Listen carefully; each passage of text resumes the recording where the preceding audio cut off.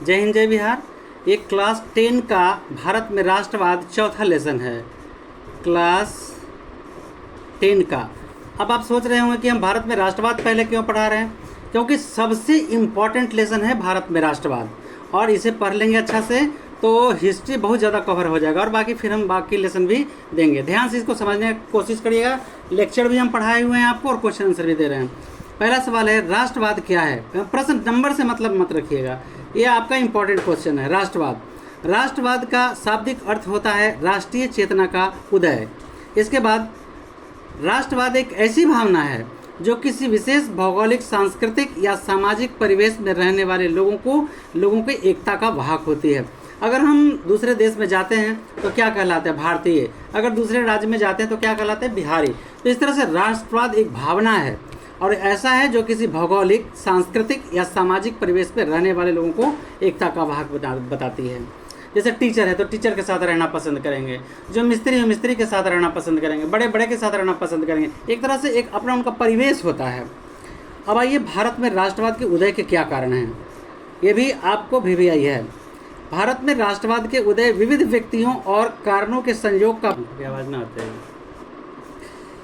भारत में राष्ट्रवाद का उदय विविध व्यक्तियों और कारणों के संयोग का परिणाम था, जिसे निम्नलिखित वर्गों में बांटकर प्राप्त किया जा सकता है। चलिए, पहला था राजनीतिक कारण।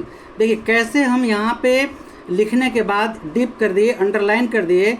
आपको तो कई गो टॉप 10 का कॉपी हमने देखा है तो बताता है कि मतलब अलग कलर से लिख सकते हैं, लेकिन एक प्रोफेसर जब हमें बताए थे, विद्वान प्रोफेसर, उन्हें बोला बेटा एक ही पेन यूज करना है, उसे कलर कर दो, डिप कर दो तो अच्छा लगेगा, लेकिन दूसरा पेन इस तरह। हम तो सलाह देंगे कि आप मेरे भी सलाह को समझना है तो समझिए, नहीं तो आपकी ऐसे मर्जी होता है।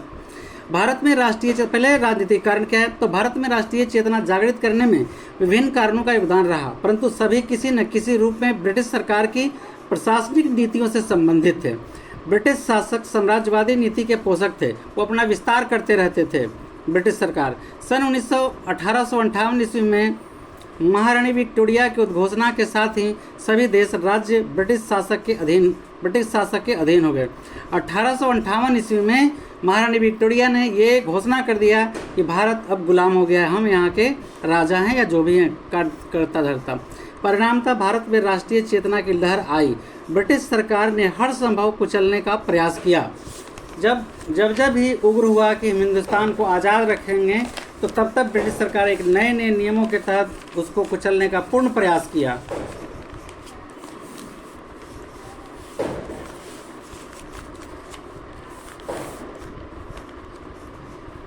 (1878) में तत्कालीन वायसराय लॉर्ड लिंटन ने वर्नाक्यूलर प्रेस एक्ट पारित किया। सबसे पहले 1978 में वायसराय क्या किया कि एक वर्नाक्यूलर प्रेस एक्ट पारित किया, उस पर कठोर प्रतिबंध लगाया। क्या लगाया प्रतिबंध? कि कोई भी मतलब कि उत्तेजना वाला प्रिंट नहीं निकालना है, नहीं तो आप पर कठोर से कठोर कानूनी कार्रवाई किया जाएगा, ऐसा बताया। सन 1979 ईस्वी में 1879 में आर्म्स एक्ट के द्वारा भारतीयों के लिए अस्त्र शस्त्र रखने के लिए गैर कानून घोषित कर दिया। और पहले तो प्रेस एक्ट में सबसे पहले तो प्रेस एक्ट निकाल दिया कि आप कोई भी भड़काऊ भाषण नहीं दे सकते हैं, उसका प्रिंट नहीं निकाल सकते हैं। और दूसरा कि भारतीयों के लिए अस्त्र शस्त्र रखने के लिए भी एक एक्ट बना दिया और उसे गैर कानूनी घोषित कर दिया कि अस्त्र शस्त्र नहीं रख सकते हैं।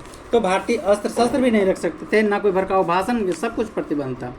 1883 में अल्बर्ट बिल को पारित होना भी राष्ट्रवाद को बल मिला और एक्ट पारित हो गया। 83 में ये एक्ट पारित हो गया कि कोई भी शस्त्र वगैरह नहीं रख सकता है, राष्ट्रवाद को बल मिला। जैसे ये सब भारतीय जब जान गए तो उन्हें पता चला कि अब यहाँ पे हमें आज़ादी चाहिए और अपना लग गए काम में। बिल सन 1907 को देशद्रोही सभा अधिनियम सभाओं पर रोक लगा दिया गया। अब कहा गया कि अगर आप सभा करते हैं तो देशद्रोही हैं, आप पर देशद्रोह का मुकदमा चलाया जाएगा, इतना अति कर दिया। 1910 में इंडियन प्रेस एक्ट उत्तेजित लेख छापने वाले को भी दंडित करने के लिए नियम पारित कर दिया। डलहौजी के द्वारा रेलवे टेलीग्राफ लाइन की व्यवस्था की गई। अब जो रेलवे टेलीग्राफ लाइन की व्यवस्था की गई, इससे एक चीज़ फ़ायदा हुआ कि पहले कोई भी मैसेज पहुंचाने के लिए लोगों को पैदल जाकर के दूर दूर तक पहुंचाना पड़ता था, लेकिन टेलीफोन हो जाने से उसके लिए भी सुविधा और हमारे लिए भी कोई चीज़ के लिए सुविधा हो गया। क्योंकि कहीं भी कोई बात कहना है, किसी नेता से कुछ भी बात करना है तो मुझसे आराम से बात करते हैं, जल्दी मैसेज एक दूसरे से फैलते फैलते पूरे देश में फैल जाता था। अब आर्थिक कारण, भारत में अंग्रेजों ने जो आर्थिक नीति अपनाई, इसके परिणाम स्वरूप भारतीयों पर कृषि और कुटीर उद्योगों के काफ़ी झटका लगा। आर्थिक नीति पहले इसको हाथे पैर काट देने का प्रयास किया, यहाँ के उद्योग धंधा को चौपट कर दिया अंग्रेज। यहाँ से कच्चे माल ले गया अपने देश में, वहाँ से बना करके अच्छे क्वालिटी का कपड़ा देता था और सस्ते दामों पर देता था। इस तरह से यहाँ के उद्योग धंधा, लघु और कुटीर उद्योग पूरी तरह नष्ट हो गए। उद्योगों को काफ़ी धक्का लगा। इस तरह से आर्थिक कारण भी हो गया। किसान मजदूर की हालत बिगड़ती चली गई। अंग्रेज़ों का लगान बढ़ा दिया गया। अंग्रेज़ ने टैक्स बढ़ा दिया, खेती पर लगान बढ़ा दिया। अंग्रेज़ों ने नील की खेती करने के लिए किसानों को विवश कर दिया। भारत में बने कपड़े के नील की खेती क्या ऐसा होता था 3/20, इसको 3/20 भाग मतलब 20 कट्ठा में 3 कट्ठा आपको अवश्य नील की खेती करना है। करने के लिए किसानों को विवश कर दिया। भारत में बने कपड़े के निर्यात पर कई प्रतिबंध, अब यहाँ जो हम कपड़े बनाते थे और हम दूसरे देश में भेजेंगे तो उस पर कई प्रतिबंध, टैक्स लगा दिया गया, ज़्यादा अंग्रेज लगा दिया, टैक्स लगा दिए गए। इस तरह भारत का उद्योग धंधा चौपट होता चला गया। 1857 में हुए विद्रोह का अंग्रेजों ने बर्बरतापूर्ण को कुचल दिया। 1857 सिपाही विद्रोह था। सिपाही विद्रोह मंगल पांडे बैरकपुर छावनी में किए थे, जो कलकत्ता साइड में पड़ता है। और वहाँ 1857 का विद्रोह चर्बी वाले कारतूस के कारण वो भी काफ़ी बल दिया आंदोलन को तेज करने में। अपने देश को आज़ाद कराने के लिए लोग कूदने लगे, मतलब अधिक से अधिक प्रयास करने लगे। अब आइए सामाजिक कारण। राष्ट्रवाद के उदय में ब्रिटिश सरकार की प्रजाति भेद की नीति भी महत्वपूर्ण कारक। अंग्रेज अपने को श्रेष्ठ समझते थे। देखिए यहाँ भी काले धंधे का, काले घोड़े का भेद होता था। अपने आप को श्रेष्ठ समझते थे, किसी भी प्रशासनिक पद पर नहीं देते थे, जाने देते थे। अगर जाने भी दिया जाता था तो उनको किसी तरह पदच्युत करना, मतलब पोस्ट से हटा दिया जाता था। एवं भारतीय को हेय दृष्टि से देखते थे। भारतीयों के साथ अच्छा बर्ताव नहीं करते थे। रेलगाड़ी, क्लबों, सड़कों पर, होटलों आदि पर भारतीयों के साथ दुर्व्यवहार करते थे, जिससे भारतीयों में अंग्रेजों के प्रति घृणा हो गई। सरकार सेवाओं में अंग्रेजों को पक्षपातपूर्ण नीति भी लगभग ऊंचे पदों पर भारतीयों को नहीं रखना चाहते थे। सिविल सेवा में जैसे ICS एक पद में बताते हैं आपको, एक ICS किए थे, इंडियन थे, कौन नाम बताते हैं, पल भर रुक जाइए। सुरेंद्र नाथ बनर्जी ICS पास किए थे, लेकिन उनको भी बहुत परेशान किया जाता था। अंग्रेज पक्षपातपूर्ण करते थे, नीति लगाते थे, ऊंचे पदों पर भारतीय को नहीं रखा जाता था। आप सुने होंगे कि गांधी जी को ट्रेन से उठा करके, मतलब ट्रेन से हटा दिया था बौगी से, तो यही गोरे काले का भेद के कारण ही उन्होंने ट्रेन से उन्हें हटा दिया था, क्योंकि सब कुछ उसका रिजर्व था। रेलगाड़ी में भी, क्लब में, सड़क पर, होटल में, सब जगह पक्षपात करता था वो। यदि कोई भारतीय उत्तीर्ण भी हो जाते, उत्तीर्ण माने पास होना, इधर से होगा, यदि कोई भारतीय उत्तीर्ण भी हो जाते थे तो ब्रिटिश सरकार कोई न कोई बहाने बनाकर पदच्युत, मतलब पद से हटा दिया करता था। सुरेंद्र नाथ बनर्जी ICS के साथ भी उन्हें सुरेंद्र नाथ बनर्जी ICS किए थे, इंडियन सिविल सर्विस। देखिए यही सुरेंद्र नाथ बनर्जी हैं, यही ICS किए थे, तो इनको भी पद से काफ़ी परेशान किया गया, हटा दिया गया। कारण, विश्व के किसी भी देश में राष्ट्रवाद उत्पन्न करने में धर्म सुधार आंदोलन ने महत्वपूर्ण भूमिका अदा किया है। 19वीं शताब्दी में अनेक महापुरुषों के सामाजिक और धार्मिक कुरीतियों के खिलाफ आंदोलन की शुरुआत की गई। इन महापुरुषों में राजा राममोहन राय, देवेंद्रनाथ ठाकुर, ईश्वर चंद्र विद्यासागर, स्वामी दयानंद सरस्वती, रामकृष्ण परमहंस, स्वामी विवेकानंद के नाम उल्लेखनीय हैं। इस लोगों ने धर्म का पाठ पढ़ाकर भारतीयों के जन जन में नई चेतना का मंत्र फूंक दिया। फलतः राष्ट्रवाद का उदय हुआ। 1855 ईस्वी में अखिल भारतीय राष्ट्रीय कांग्रेस का गठन राष्ट्रवाद के उदय की परिणति थी। तो 1855 ईस्वी में अखिल भारतीय राष्ट्रीय कांग्रेस की स्थापना की गई थी। 1914 ईस्वी में अंग्रेजी सरकार द्वारा उनकी दमन चक्र नीतियों से कांग्रेस बिपिन चंद्र पाल तथा लाला लाजपत राय के नेतृत्व में आंदोलन की शुरुआत की गई। तो इस तरह से अभी आपने देखा कि भारत में राष्ट्रवाद उदय के कितने कारण हो गए। पहला कारण राजनीतिक कारण हो गया, फिर सामाजिक कारण हो गया, फिर धार्मिक कारण हो गया, आर्थिक कारण हो गया। तो ये 4 कारण हुए। रॉलेट एक्ट क्या है?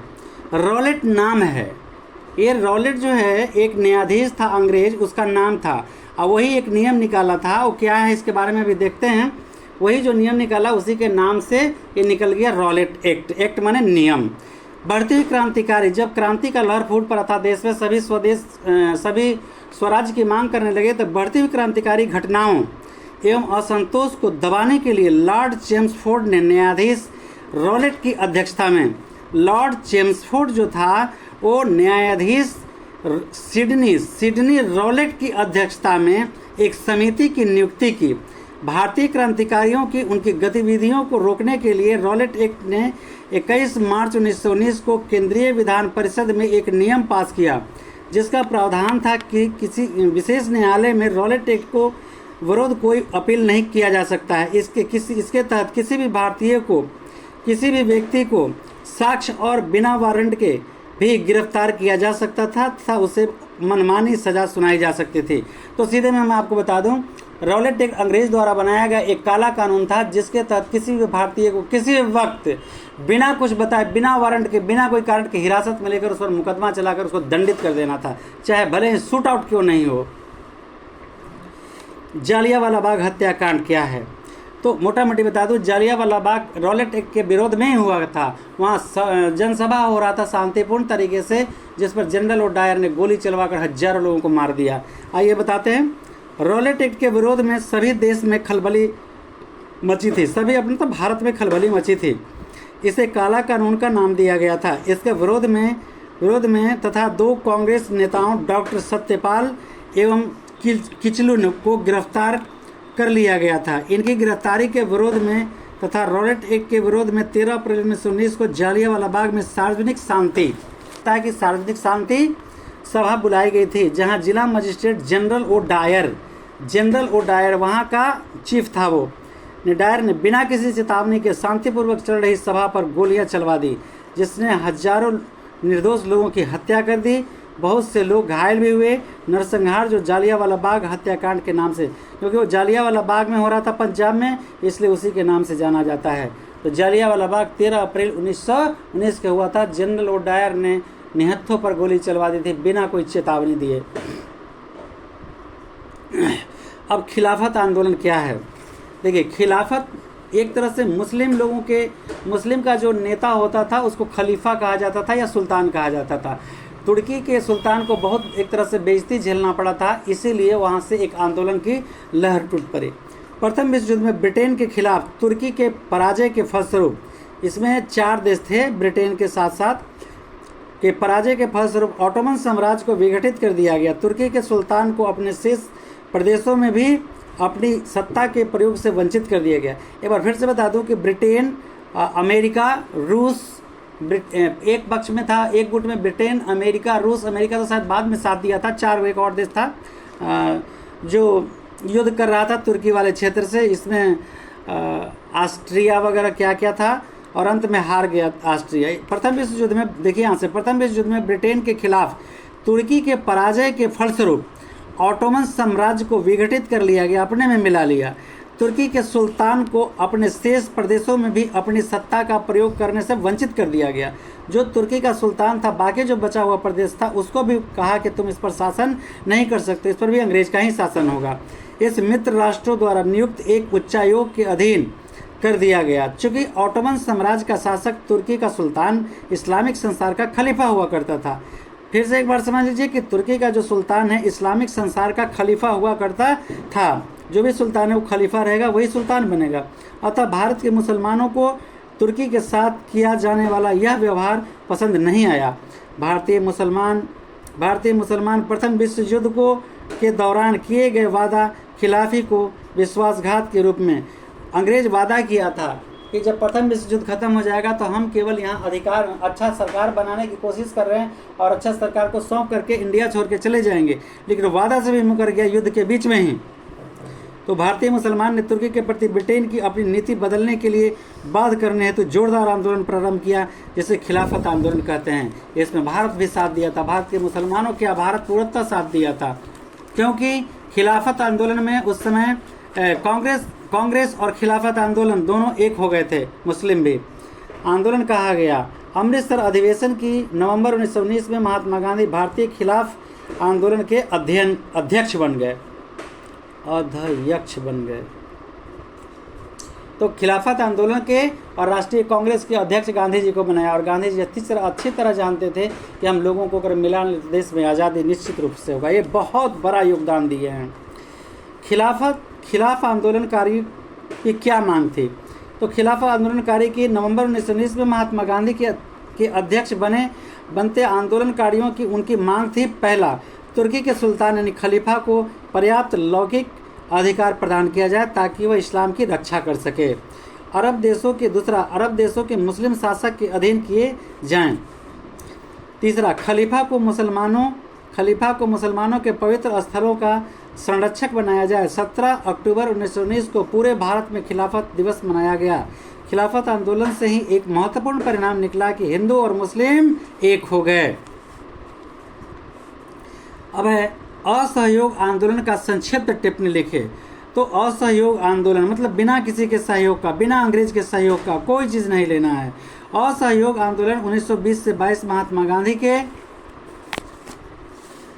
नेतृत्व में प्रारंभ किया गया प्रथम जन आंदोलन था। इस जन आंदोलन के मुख्यतः 3 कारण थे। खिलाफत आंदोलन का मुद्दा, जो तुर्की का सुल्तान था, खलीफा था, तो वो खिलाफत मुद्दा रहा। दूसरा, पंजाब में सरकार की बर्बरता के विरुद्ध कार्रवाई करने का, न्याय प्राप्त करना चाहते थे भारतीय कि हमें उस पर न्याय मिले, और स्वराज की प्राप्ति। ये 3 चीज़ की मांग की थी। खिलाफत का मुद्दा उठाया, पंजाब में जो वहाँ के जनरल डायर गोली चलवा दिया था उस पर न्याय मांगा, और निर्दोषों की हत्या का न्याय मांगा, और पूर्ण स्वराज की मांग किए। इस आंदोलन में 2 तरह के कार्यक्रम अपनाया गया।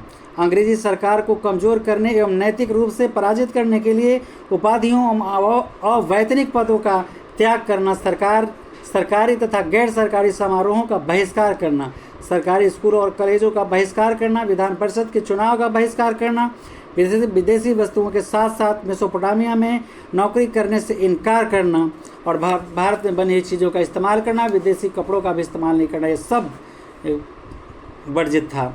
अगला, द्वितीय रचनात्मक कार्यों के अंतर्गत न्यायालय के स्थान पर जो न्यायालय, पहला तो यह हो गया, और दूसरा द्वितीय कार्य जो था रचनात्मक कार्य, और कार्यों के अंतर्गत न्यायालय के स्थान पर पंचों का फैसला मानना। अब कहता है न्यायालय में हम नहीं जाएंगे, चूँकि निचली अदालत में सुनवाई करता था, ऊपर की अदालत में जाना ही नहीं देता था, मनमानी ढंग से ये न्याय देता था, इसलिए पंचों को अपने में हम लोग फैसला करेंगे। राष्ट्रीय विद्यालयों एवं सरकारी कॉलेजों की स्थापना करना ताकि सरकारी स्कूलों का कॉलेज का बहिष्कार करने वाले विद्यार्थी पढ़ाई में जारी रख सके।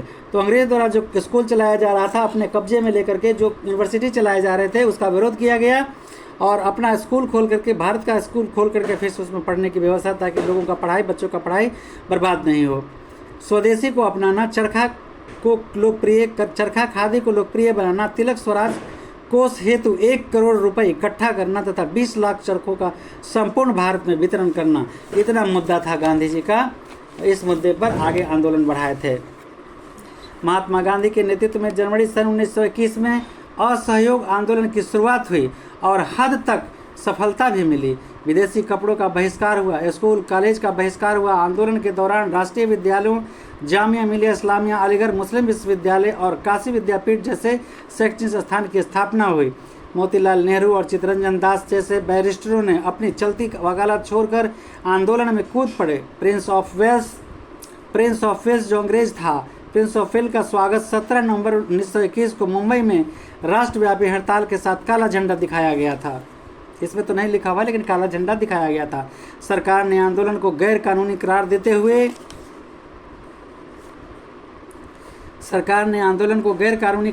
हुए लगभग 30,000 आंदोलनकारियों को गिरफ्तार कर लिया। इसके विरोध में गांधी जी ने सविनय अवज्ञा आंदोलन की धमकी दी। इस बीच उत्तर प्रदेश के गोरखपुर जिले की चौड़ी चौरा में राजनीतिक जुलूस पर पुलिस शांति रूप से राजनीतिक जुलूस जा रहा था, थाने से होकर के गुजर रहा था, वही रास्ता था। तो जाते हुए जुलूस पर पुलिस द्वारा फायरिंग के विरोध में वहाँ पुलिस ने फायरिंग कर दी और तब तक चलाते रहे गोलियाँ जब तक उनके पास गोलियाँ खत्म नहीं हो गई। इसके बाद उग्र आंदोलनकारियों ने थाना पर हमला कर दिया और आग लगा दी, थाने में आग लगा दी। थाना पर हमला करके 5 फरवरी 1922 को 22 पुलिसकर्मियों की जान ले ली, लेकिन आग लगा दिया था, सभी जल के मर गए थे। थाने में आग लगा दी। आग लगा दिए थे। परिणाम था 12 फरवरी 1922 को गांधी जी के निर्णय अनुसार आंदोलन स्थगित कर दिया गया और मार्च 1922 में गांधी जी को गिरफ्तार कर उन्हें 6 वर्ष की कारावास की सजा दी गई। असहयोग आंदोलन पर टिप्पणी जो है ये लॉन्ग में है और बहुत इंपॉर्टेंट है, इसे याद कर लेंगे। खिलाफत आंदोलन भी इंपॉर्टेंट है। सविनय अवज्ञा आंदोलन के कारणों की विवेचना करें। आखिर गांधी जी को क्यों सविनय अवज्ञा आंदोलन चलाना पड़ा? तो सब पहले असहयोग आंदोलन चला था जो तो फिर वापस ले लिए थे। उसके बाद कुछ ऐसे कार्य किए, अंग्रेज अनैतिक कार्य कर रहे थे जिसके कारण फिर से सविनय अवज्ञा आंदोलन शुरू हुआ। सविनय अवज्ञा आंदोलन ब्रिटिश औपनिवेशक सत्ता के खिलाफ गांधी जी के नेतृत्व में 1930 ईस्वी में शुरू किया गया था। गांधी जी असहयोग आंदोलन 1930 में शुरू किए थे। सविनय अवज्ञा आंदोलन दूसरा ऐसा जन आंदोलन था। सविनय अवज्ञा आंदोलन दूसरा ऐसा जन आंदोलन था जिसका सामाजिक आधार काफ़ी विस्तृत था। असहयोग आंदोलन की समाप्ति के पश्चात भारतीय राष्ट्रीय आंदोलन में एक शून्यता की स्थिति पैदा हो गई थी, परंतु इस बीच कुछ ऐसे भी घटनाक्रम को पुनरावृत्ति हुई जिन्हें मृत प्राय राष्ट्रवादी को एक नया जीवन मिल गया। सविनय अवज्ञा आंदोलन के निम्नलिखित कारण हैं। पहला, साइमन कमीशन। साइमन एक एक्ट पारित किया था। वो एक्ट में 1919 के एक पारित एक्ट में रॉलेट एक्ट जो नियम पारित किया गया था अंग्रेज द्वारा, तो रॉलेट एक्ट के विरोध हो रहा था पूरे देश में, तो साइमन उसकी समझौता के लिए आया था इंडिया। साइमन कमीशन 1919 के एक्ट को पारित करते समय ब्रिटिश सरकार ने यह घोषणा की थी कि 10 वर्षों के पश्चात पुनः इन सुधारों की समीक्षा करेंगे। वो अंग्रेज कहा था कि 10 वर्ष जब हो जाएंगे तब फिर इनमें जो भी कुछ कमियां हैं हम इसको ठीक करेंगे, लेकिन नहीं किया। तो 1919 ईस्वी में रॉलेट एक्ट के पारित करने के समय ब्रिटिश सरकार ने कहा कि 10 वर्ष के पश्चात पुनः इसकी सुधारों की समीक्षा करेंगे, और 10 वर्ष हो चुका था और उसमें कोई समीक्षा नहीं किया। परंतु समय पूर्व ही नवंबर 1927 में ब्रिटिश सरकार ने इंडियन स्टैट्यूटरी कमीशन का गठन किया, जिसने आमतौर पर साइमन कमीशन कहा गया। यह आयोग 7 सदस्यीय था जिसके सभी सदस्य अंग्रेज थे। सबसे बड़ा प्रॉब्लम ये था कि एक भी भारतीय को उसका मेंबर नहीं बनाया गया था। ये तो उग्र होना स्वाभाविक था, जो चाहेंगे अपना मनमानी फैसला सुनाएंगे। साइमन कहा जाता है। यह आयोग 7 सदस्यीय था जिसके सदस्य अंग्रेज थे। सर जॉन साइमन को इसका अध्यक्ष बनाया गया। जो साइमन वापस आया था, इंडिया आया था, उसी साइमन को उसका अध्यक्ष बनाया गया था, और इसके मेंबर भी 7 वो जो थे वो सब अंग्रेज ही थे। इसका अध्यक्ष बनाया गया। इस साइमन कमीशन उद्देश्य असंवैधानिक सुधार के प्रश्न पर विचार करना था, परंतु भारत में साइमन कमीशन के विरुद्ध त्वरित तथा तीव्र प्रतिक्रिया हुई। विरोध का मुख्य कारण कमीशन में एक भी भारतीय को नहीं रखा जाना था। भारत के स्वशासन के संबंध में निर्णय विदेशियों द्वारा किया जाना था। 3 फरवरी 1928 को बम्बई पहुंचने पर साइमन कमीशन को स्वागत करने काले झंडे से किया गया। हड़तालों और प्रदर्शन हुआ तो साइमन को काला झंडा दिखाया गया था। प्रदर्शनकारियों ने साइमन वापस जाओ, साइमन गो बैक के नारे लगाए। इस प्रकार साइमन कमीशन विरोधी आंदोलन ने तत्कालिक रूप से एक व्यापक राजनीतिक संघर्ष को जन्म दिया। अब एक बार फिर देश में संघर्ष के कमर कस चुका था। इसी में शायद लाला लाजपत राय को लाठीचार्ज किया गया था, जिसमें उनकी मृत्यु हो गई थी। इसके बाद नेहरू रिपोर्ट। इसमें रिपोर्ट में क्या था, अंग्रेज एक चुनौती रख दिया था कि क्या तुम देश चलाने के लिए संविधान बना सकते हो, तुम्हारे पास है संविधान कि देश चलाओगे? तो यहाँ नेहरू जी ने ऐसा काम किया। कौन? नेहरू जी, मोतीलाल नेहरू की बात हम कर रहे हैं। साइमन कमीशन के बहिष्कार के समय तत्कालीन भारत सचिव लॉर्ड बिरकनटैड ने भारतीयों को एक ऐसे संविधान के निर्माण की चुनौती दी जो सभी दलों एवं गुटों को मान्य हो। भारत सचिव की चुनौती का जवाब देने के लिए कांग्रेस ने फरवरी 1928 में दिल्ली में एक सर्वदलीय सम्मेलन का आयोजन किया। इस सम्मेलन में मोतीलाल नेहरू को अध्यक्ष बनाया गया। इस समिति ने ब्रिटिश सरकार के डोमिनियन स्टेट की दर्जा देने की मांग की। इस कांग्रेस का एक वर्ग असहमत था, यद्यपि नेहरू स्वीकृति नहीं हो सकी, लेकिन इसके बाद महत्वपूर्ण निर्णय को जन्म दिया। सांप्रदायिकता की भावना जो अंदर ही अंदर थी अब उभर कर सामने आ गई। मुस्लिम लीग और हिंदू महासभा दोनों ने एक फैसले में सहयोग कर लिया, दोनों इस फैसले को सहयोग किया। अतः गांधी जी ने इसे निपटने के लिए सविनय अवज्ञा आंदोलन प्रस्तुत किया।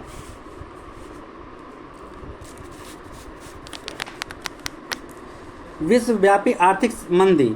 1929 में विश्वव्यापी पूरे विश्व में आर्थिक मंदी आ गई थी। 1929-30 की विश्वव्यापी आर्थिक मंदी का प्रभाव भारत की अर्थव्यवस्था पर बहुत बुरा पड़ा। मूल्यों में बेतहाशा वृद्धि हुई, भारत का निर्यात कम हो गया, लेकिन अंग्रेजों ने भारत से धन का निष्कासन बंद नहीं किया। अनेकों कारखाना बंद हो गए और अनेक पूंजीपतियों की हालत खराब हो गई। किसान वर्ग तो पहले से ही गरीबी की मार झेल रहा था। पूरे देश का वातावरण सरकार के खिलाफ थे। इस प्रकार सविनय अवज्ञा आंदोलन हेतु उपयुक्त अवसर दिखाई पड़ा। समाजवाद का बढ़ता प्रभाव। इस समय मार्क्सवाद एवं समाजवादी विचार तेजी से फैल रहे थे। कांग्रेस संगठन के अंदर ही दबाव महसूस किया जा रहा था। इस दबाव की अभिव्यक्ति कांग्रेस के अंदर वामपंथ के उदय के रूप में हुई। इस नई प्रवृत्ति के नेता जवाहरलाल नेहरू और सुभाष चंद्र बोस थे। अतः वामपंथी दबाव को संतुलित करने हेतु आंदोलन के कार्यक्रम की आवश्यकता थी।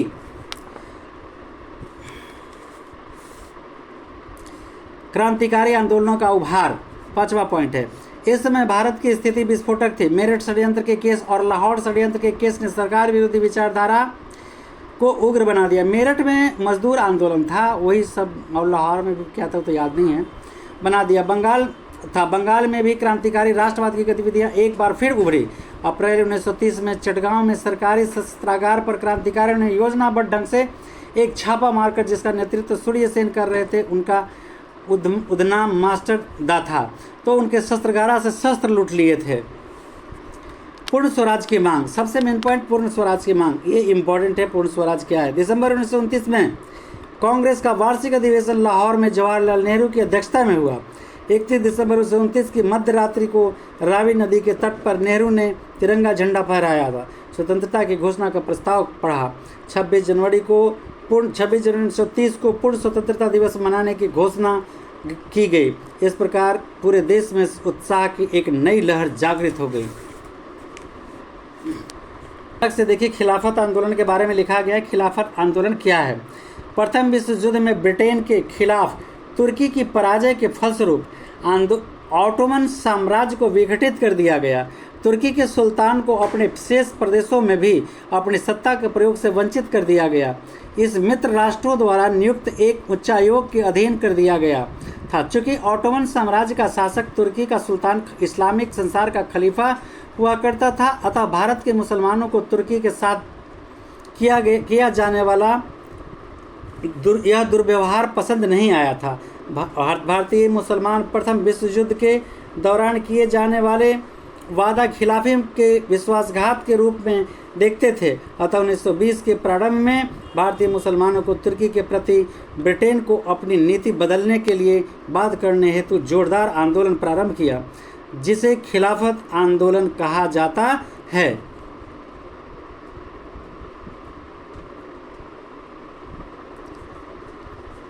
ठीक है ना, आ गया। अब देखिए, ये बहुत इंपॉर्टेंट है, ये भी और खिलाफत भी। दांडी यात्रा तो बहुत बार आ चुका है। दांडी यात्रा का उद्देश्य था ब्रिटिश सरकार का धज्जियां उड़ाना। नमक कानून, गांधी जी यहीं साबरमती से चलकर कहाँ गए थे? दांडी पहुँचे थे, वहाँ नमक कानून भंग किए थे, नमक बना करके। दांडी यात्रा का उद्देश्य था ब्रिटिश सरकार के धज्जियां उड़ाना। गांधी जी ने सविनय अवज्ञा आंदोलन की शुरुआत दांडी यात्रा से की। 12 मार्च 1930 को साबरमती आश्रम से अपने 78 अनुयायियों यानी साथियों के साथ दांडी समुद्र तट तक गांधी ने ऐतिहासिक पद यात्रा शुरू की। वो पैदल गए थे। 24 दिनों में 250 किलोमीटर पद यात्रा के पश्चात 5 अप्रैल को वे सभी दांडी पहुंचे, जहां 6 अप्रैल को समुद्र के पानी से नमक बनाकर नमक कानून का उल्लंघन किया और अपनी गिरफ्तारी दी। इसके बाद देश भर में नमक बनाया जाने लगा। इस प्रकार आंदोलन सफल रहा। इस आंदोलन में किसान, मजदूर, वकील, व्यापारी, पुरुष, स्त्री सभी ने बढ़ चढ़ कर हिस्सा लिए और आंदोलन को सफल बनाया। इसके बाद देखिए, क्वेश्चन है गांधी इरविन पैक्ट क्या है? ये भी क्वेश्चन इंपॉर्टेंट है, आ चुका है। सविनय अवज्ञा आंदोलन की व्यापकता ने अंग्रेजी सरकार की समझौता करने के लिए बाध्य किया। सरकार को गांधी के साथ समझौता वार्ता करनी पड़ी, जिसे गांधी इरविन पैक्ट के नाम से जाना जाता है। इसे दिल्ली समझौता के भी नाम से जाना जाता है। जो 5 मार्च 1931 को गांधी जी एवं लॉर्ड इरविन के बीच संपन्न हुआ। इसके तहत गांधी जी ने आंदोलन को स्थगित कर दिया। वे द्वितीय गोलमेज सम्मेलन में भाग लेने हेतु सहमत हो गए। इरविन ने भी कुछ मांगों को स्वीकार किया। गांधी जी ने द्वितीय गोलमेज सम्मेलन में भाग लिया, परंतु वहां किसी भी मुद्दे पर सहमति ही नहीं बन सके। अतः वे निराश वापस लौट गए और दूसरी ओर ब्रिटिश सरकार ने दमन का सिलसिला तेज कर दिया था। तब गांधी जी ने दोबारा सविनय अवज्ञा आंदोलन फिर से प्रारंभ कर दिया। अब क्वेश्चन है, सविनय अवज्ञा आंदोलन के परिणाम बताएं। सविनय अवज्ञा आंदोलन के निम्नलिखित परिणाम हैं। इस आंदोलन ने राष्ट्रीय आंदोलन के सामाजिक आधार का विस्तार किया। इस विस्तृत सामाजिक आधार को भागीदारी मजदूर वर्ग भी भागीदारी लिए। शहरी ग्रामीण क्षेत्रों में निर्धन, अशिक्षित, शिक्षित सभी लोगों ने जमकर इसका हिस्सा बने। इस आंदोलन ने समाज के, दूसरा पॉइंट है, इस आंदोलन ने देखिए पॉइंट कैसे दिया गया, इसको और थोड़ा बढ़िया से अच्छा से लिखना है। पॉइंट चौथाई के अंदर है और साफ दिखना चाहिए। इस आंदोलन ने समाज के विभिन्न वर्गों का राजनीतिकरण किया। समाज के नए वर्गों में अंग्रेज विरोधी भावनाएं पैदा की गई, उत्पन्न की गई। आंदोलन में महिलाओं की भागीदारी विशेष महत्व रखता है। पहली बार राष्ट्रीय आंदोलन के अंतर्गत महिलाओं को प्रभावी भूमिका में देखा गया। इस आंदोलन ने महिलाओं की भूमिका का दूसरा पहलू महिलाओं का सार्वजनिक जीवन में प्रवेश हुआ। इस आंदोलन के अंतर्गत आर्थिक बहिष्कार ने ब्रिटिश आर्थिक हितों को प्रभावित किया। भारत में ब्रिटिश वस्त्रों के आयात में गिरावट आई और उनसे अन्य वस्तुओं के आयात में प्रतिकूल रूप से प्रभावित किया। अगला पॉइंट है, इस आंदोलन के दौरान संगठन के नए तरीकों का इस्तेमाल हुआ जो कि पूर्व आंदोलन में नहीं था। इस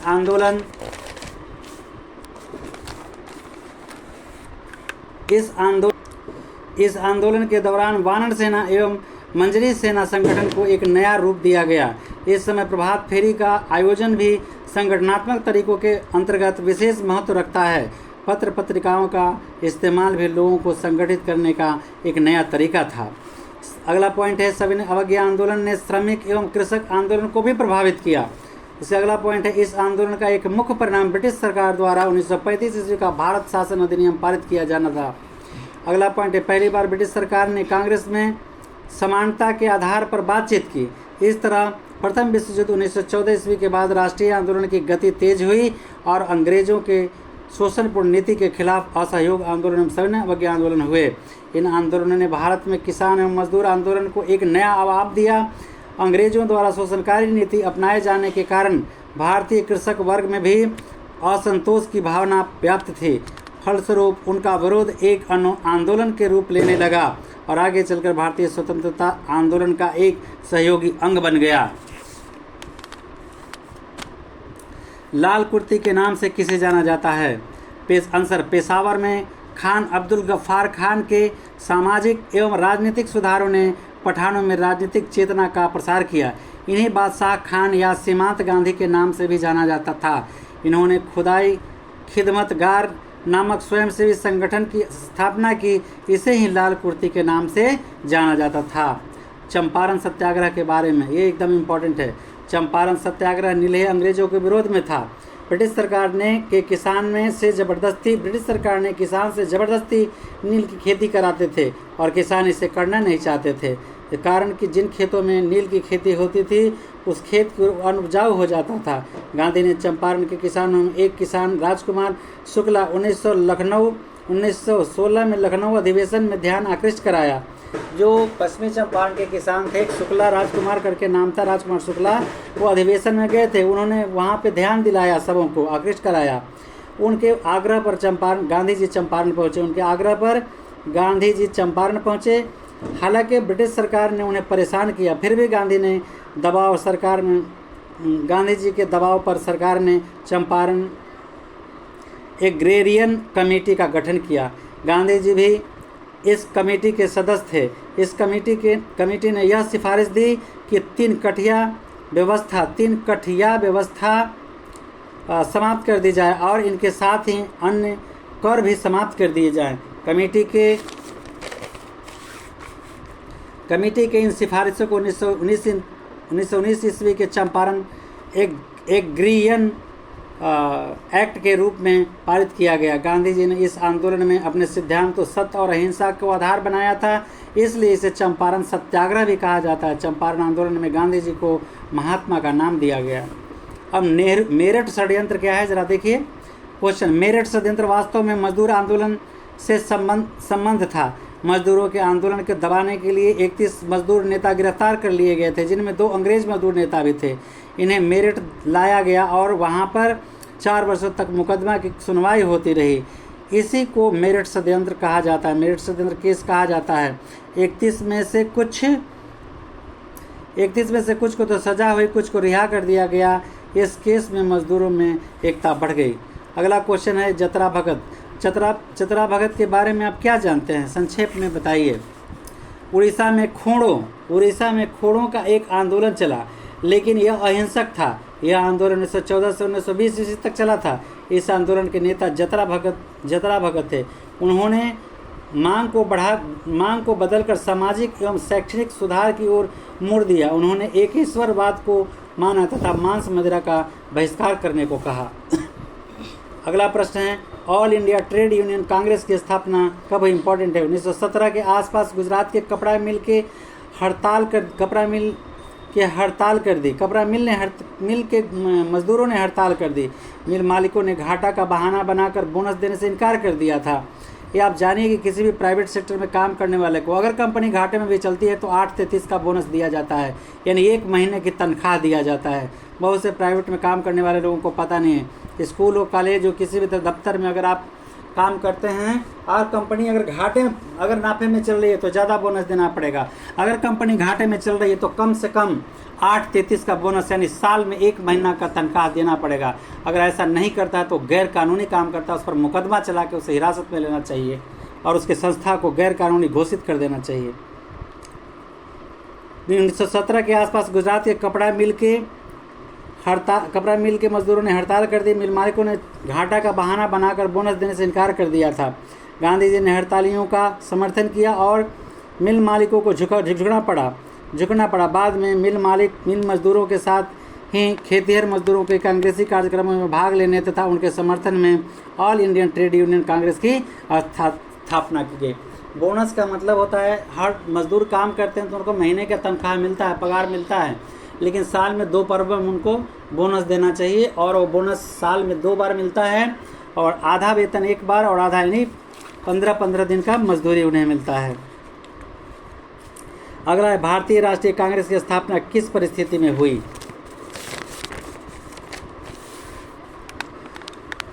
आंसर है भारतीय राष्ट्रीय कांग्रेस की स्थापना की जड़ में देश में फैल रही राष्ट्रवाद की स्थिति थी। राष्ट्रवाद की जड़ में खाद पानी दें अर्थात उसको फलने फूलने में देश में आर्थिक कारण तो था ही, सामाजिक और धार्मिक कारण भी थे। भारतीय धर्म ग्रंथों का जब अंग्रेजी में अनुवाद हुआ तब भारत का आम जन भी धर्म का मर्म समझने लगे। लोगों की निष्ठा पर धर्म की ओर झुकाव बढ़ने लगी। सर्वत्र रास्ता चलते भी नवयुवक राष्ट्रवाद की चर्चा करते थे। समाज सुधारकों ने भारत को सब एकता, समानता एवं स्वतंत्रता का पाठ पढ़ाकर उनके जीवन में नई चेतना भर दी। इन्हीं परिस्थितियों में राष्ट्रवादी भावनाओं को व्यक्त करने के लिए एक राष्ट्रवादी दल भारतीय राष्ट्रीय कांग्रेस की स्थापना 1885 ईस्वी में की गई। बिहार के किसान आंदोलन पर एक टिप्पणी लिखें। बिहार में किसान सभा का गठन 22-23 में शाह मोहम्मद जुबैर के नेतृत्व में हुआ था, लेकिन 1928 के बाद बिहार में किसान आंदोलन अधिक व्यापक और शक्तिशाली बना जब स्वामी सहजानंद ने किसान सभा का नेतृत्व करना शुरू किया। बिहटा से आरंभ करके सोनपुर होते हुए पूरे बिहार में किसान आंदोलन ने किसानों को जागरूक करने का प्रयास का काम किया। सरदार वल्लभ भाई पटेल ने भी बिहार आकर किसान आंदोलन को बल दिया। 11 अप्रैल 1936 को लखनऊ में अखिल भारतीय किसान सभा की स्थापना हुई, जिसमें बिहार के किसानों का बहुत बड़ा हाथ था। बिहार के किसान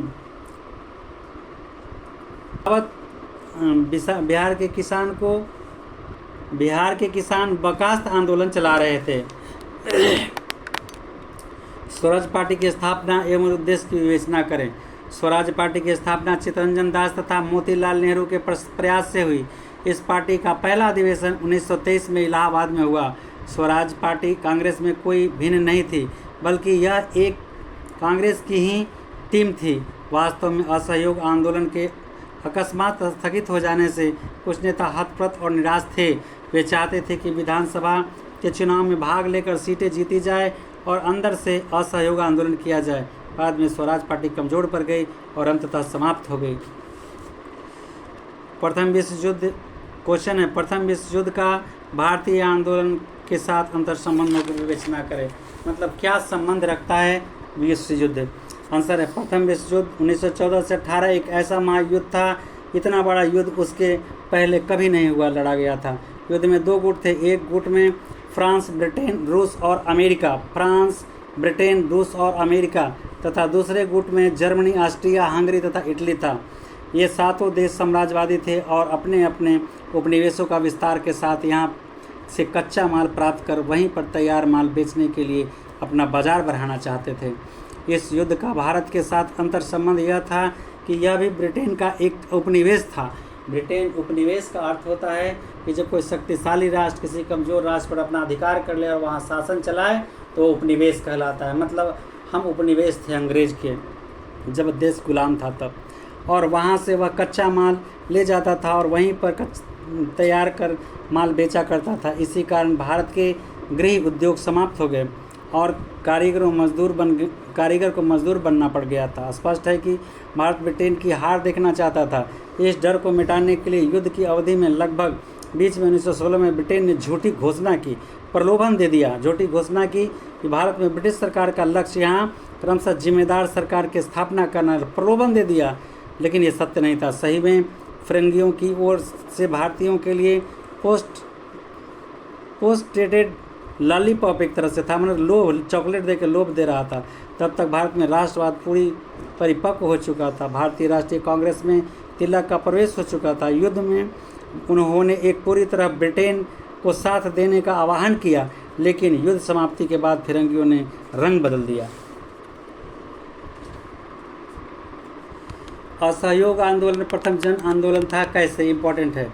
वास्तव में असहयोग आंदोलन ही था जिसे हम जन आंदोलन की संज्ञा दे सकते हैं, क्योंकि इसका प्रसार पूरे देश के गांव-गांव तक फैला था। आंदोलनकारी अपना वर्चस्व न्यौछावर करने को तत्पर थे। गांधी जब दक्षिणी अफ्रीका से भारत लौटे तो वो लगभग 21 साल तक रहे थे साउथ अफ्रीका में। लौटे तो अनेक आंदोलन चलाए, किंतु वे सभी स्थानीय थे और कुछ ही लोगों के हित के लिए काम करते थे। असहयोग आंदोलन 1912 में शुरू हुआ के हितों के लिए। असहयोग आंदोलन 1921 में शुरू हुआ। इसका उद्देश्य था फिरंगी सरकार के कार्यों में सहयोग नहीं करना। वकील न्यायालय का त्याग करने लगे, छात्र छात्र स्कूल छोड़ने लगे। उद्देश्य था इस प्रकार विदेशी सरकार को कमज़ोर कर सत्ता पर अधिकार कर लेना।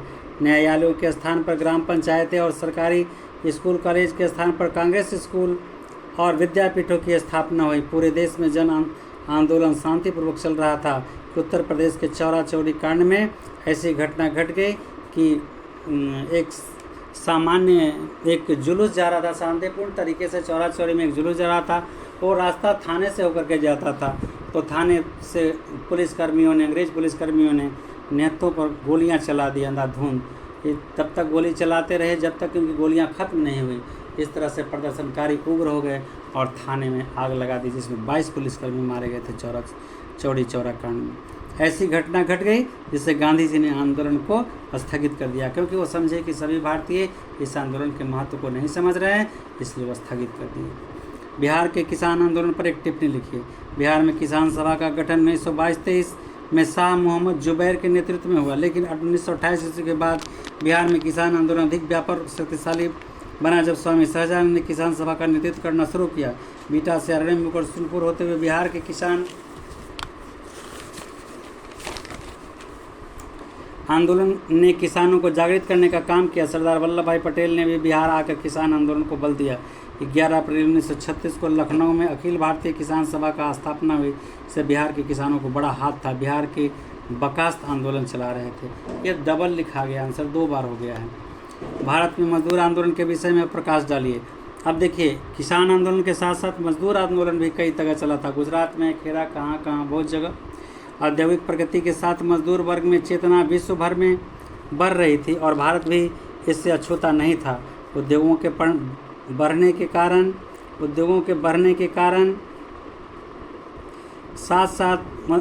बढ़ने के साथ साथ मजदूरों की चेतना भी वृद्धि हो रही थी।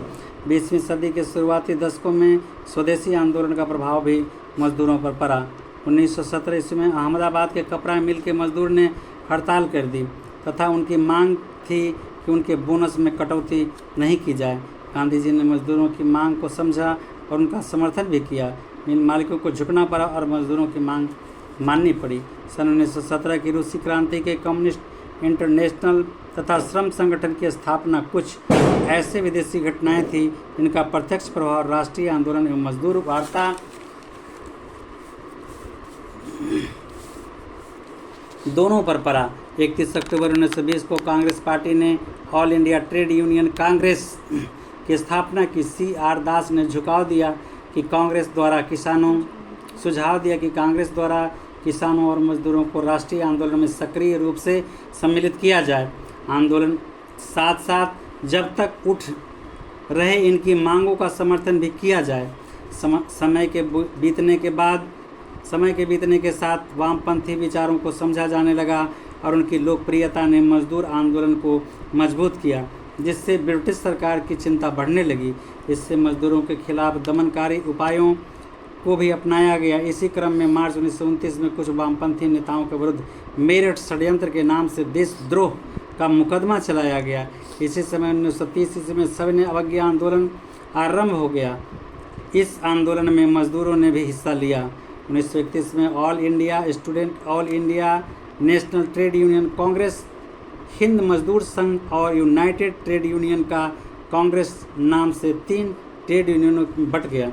इसके बावजूद राष्ट्रीय आंदोलन के प्रमुख नेताओं सुभाष चंद्र बोस, जवाहरलाल नेहरू आदि ने समाजवादी विचारों से प्रभावित होकर मजदूरों की मांग को समर्थन दिया और उसे जारी रखा। अब देखिए, ये क्वेश्चन है, बिहार में आंदोलन का प्रसार कैसे हुआ। तो जब नमक कानून गांधी जी बनाए थे तो हम लोगों के यहाँ बिहार में तो कोई समुद्र था नहीं कि नमक कानून का ये किया जाएगा। तो यहाँ दूसरा रूप में हुआ, आंदोलन तो हुआ लेकिन दूसरा रूप में हुआ। वो कैसे? बिहार में समुद्र तट नहीं होने के कारण चौकीदारी कर के विरोध में आंदोलन प्रारंभ हुआ।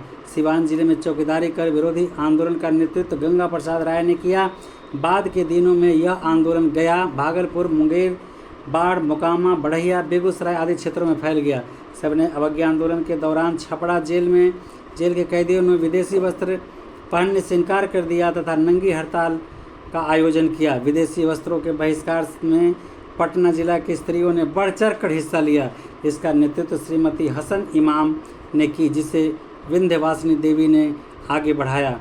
गया में चंद्रावती देवी ने चौकीदारी कर का विरोध आंदोलन चलाया। अब जरा देखिए, भारत में किसान आंदोलन के बारे में थोड़ा जान लें।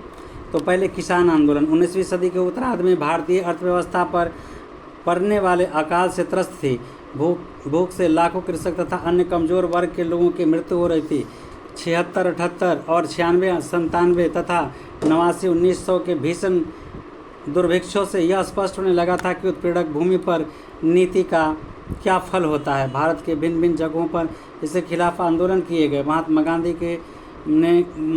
के भारतीय राजनीति में पदार्पण से के साथ ही नई दिशा मिली और किसान आंदोलन का पथ प्रशस्त हुआ। अब शुरू हो रहा है चंपारण से। पहला चंपारण 1917 में चंपारण किसान आंदोलन। बिहार में ब्रिटिश सरकार द्वारा लाई गई 3/20 हिस्से में लगाई जाने वाली नील की खेती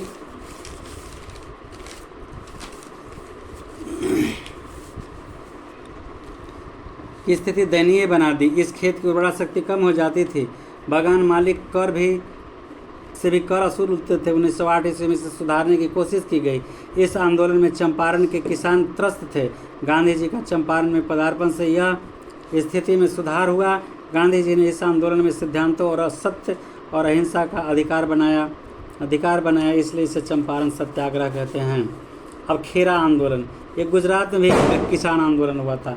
गुजरात के खेरा जिले में 1917 ईस्वी में फसल की बारिश के कारण काफ़ी क्षति हुई थी। किसान ने लगान माफ़ी की मांग की लेकिन नहीं हुआ। जून 1918 को यह गांधी जी के सत्याग्रह का आह्वान किया, जो वस्तुतः 1 महीने तक जारी रखा। इसी बीच रबी की फसल अच्छी होने और सरकार द्वारा भी दमनकारी उपाय को समाप्त करने की स्थिति काफ़ी बदली और गांधी जी ने सत्याग्रह को समाप्त करने की घोषणा कर दी। इस सत्याग्रह के द्वारा गुजरात के ग्रामीण क्षेत्र में किसानों में अंग्रेजों की शोषणमूलक कानूनों का विरोध करने का साहस जगा। अब भोपाल विद्रोह भी हुआ था 1917 में किसानों का। आधुनिक केरल राज्य में मालाबार तट पर भी किसानों का एक बड़ा विद्रोह हुआ, जिसे मोपला विद्रोह कहा जाता है।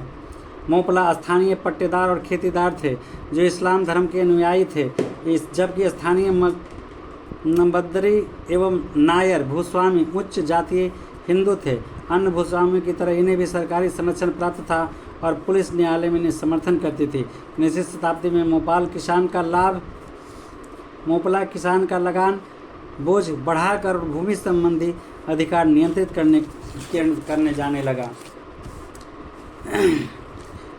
अब वारदोली सत्याग्रह। फरवरी 1928 में गुजरात के सूरत जिले के वारदोली ताल्लुक में भी लगान वृद्धि के खिलाफ किसान में असंतोष की भावना जागृत हुई। सरकार द्वारा गठित वारदोली जांच आयोग की सिफारिश से भी किसान असंतुष्ट थे और किसानों ने आंदोलन छेड़ा, जिससे वल्लभ भाई पटेल की निर्णायक भूमिका रही है।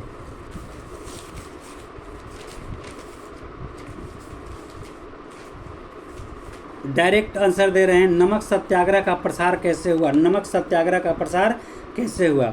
एक बार जब गांधी जी ने दांडी में नमक कानून तोड़कर इसकी रस्म पूरी तरह कर दी तो नमक कानून तोड़ने का सत्याग्रह पूरे देश में प्रारंभ हो गया। तमिलनाडु में तंजौर के समुद्री तट पर सी गोपालचारी तिरुचनापल्ली से वेदारण्य तक की नमक यात्रा की। मालाबार में के केलपन ने काली घाटी से पोंथानूर की नमक यात्रा की। पेशावर में खान अब्दुल गफ्फार खान के सामाजिक एवं राजनीतिक सुधारों ने पठानों में राजनीतिक चेतना का प्रसार किया। इन्हें बादशाह खान या सीमांत गांधी के नाम से जाना जाता था। उन्होंने खुदाई खिदमतगार नामक स्वयंसेवी संस्था की स्थापना की। इसे लाल कुर्ती के नाम से जाना जाता है। सोलापुर में गांधी जी की गिरफ्तारी के विरोध में प्रारंभ हुए आंदोलन ने भयंकर विद्रोह का रूप धारण कर लिया। यहाँ हड़ताल में हजारों मिल मजदूरों ने भाग लिया। नमक सत्याग्रह में एक तीव्र प्रक्रिया धरासना से हुई। यहाँ सरोजनी नायडू, इमायू साहब आदि के नेतृत्व में आंदोलन हुआ, जिस दौरान व्यापक दमन का सहारा लिया गया। बंगाल में चौकीदार एवं यूनियन बोर्ड विरोधी आंदोलन चलाया।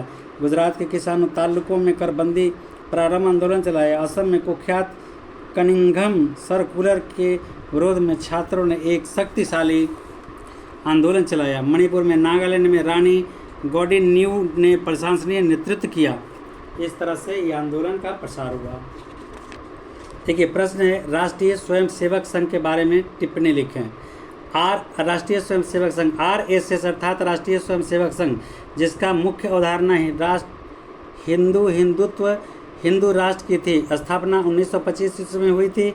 ऐसा नहीं है कि यह पार्टी एकाएक उभर कर सामने आई थी, बल्कि इसके स्वरूप तो पहले से ही दिखाई पड़ने लगे थे। इसी काल में हिंदू पुनरुत्थान की शुरुआत हुई, जिसके तहत हिंदू परंपराओं का पक्ष पोषण एवं मंत्रिमंडल करना सम्मानजनक माना गया। इसका प्रभाव तत्कालिक नेतृत्व में वर्ग धार्मिक सुधार आंदोलन का नेताओं ने साहित्यों में भी नजर आता था। हालांकि 1930 ईस्वी में कलकत्ता के राधाकांत धर्म सभा स्थापित कर धर्म सुधारों को शुरू किया गया, परंतु 1875 ईस्वी में बम्बई में स्वामी दयानंद सरस्वती ने आर्य समाज की स्थापना कर वेदों की ओर लौटो का नारा दिया। जय हिंद, जय बिहार। बहुत सारी शुभकामनाएं आप सभी को।